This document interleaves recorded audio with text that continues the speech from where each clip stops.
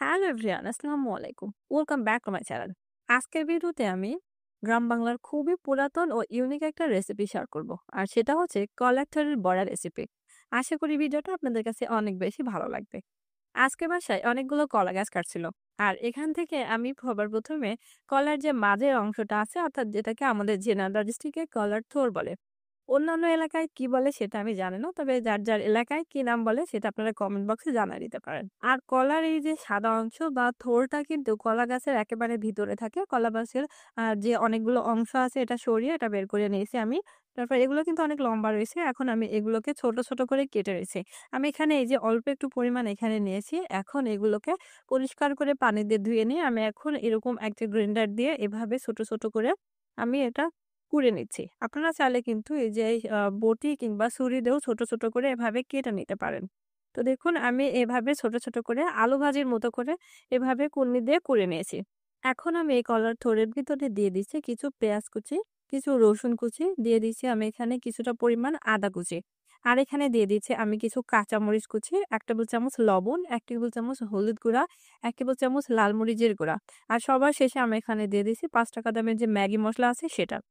এরপর আমি এখানে দিয়ে দিছি ৩ টেবিল চামচ বেসন। আপনারা এখানে বেসনের পরিবর্তে ময়দা কিংবা আটা বা চালের গুঁড়াটা ইউজ করতে পারেন। এরপর আমি সবার শেষে এখানে দিয়ে দিচ্ছি কিছু ধনিয়া পাতা কুচি। সবগুলো উপকরণ দিয়ে দেওয়ার পরে এখন আমি হাত দিয়ে এভাবে নেড়ে-চেড়ে খুব ভালোভাবে একটু মিশিয়ে নিছি। ঠিক যেরকম পেঁয়াজের ডো তৈরি করে সেরকম। তবে এখানে কিন্তু কোনো প্রকার পানি আমি ইউজ করি নাই। কারণ পানি দিলে কিন্তু এটা একবারেই নরম হয়ে যাবে। ভাজার সময় কিন্তু খুব বেশিটা শক্ত হবে না।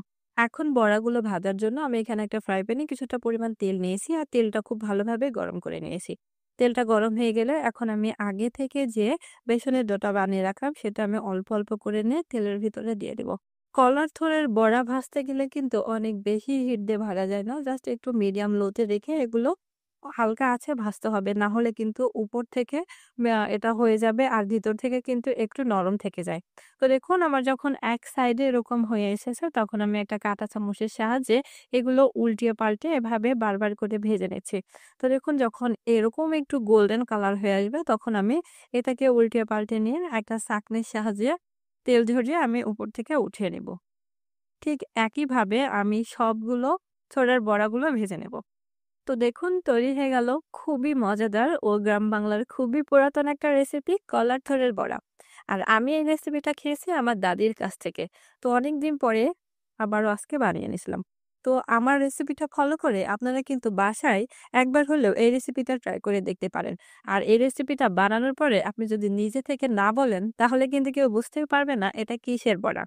তো এই ছিল আমার আজকের রেসিপি। আশা করি আমার ভিডিওটা আপনাদের কাছে অনেক ভালো লেগেছে। আর আমার ভিডিওটা ভালো লাগলে অবশ্যই লাইক কমেন্ট করবেন আর আপনার ফ্রেন্ডস অ্যান্ড ফ্যামিলি মেম্বারদের সাথে শেয়ার করে দিবেন। আর এরকম নতুন, নতুন আরো ভিডিও পেতে আমার চ্যানেলটা সাবস্ক্রাইব করে সাথেই থাকবেন। আজ এই পর্যন্তই। সবাই ভালো থাকবেন, সুস্থ থাকবেন। আল্লাহ হাফেজ।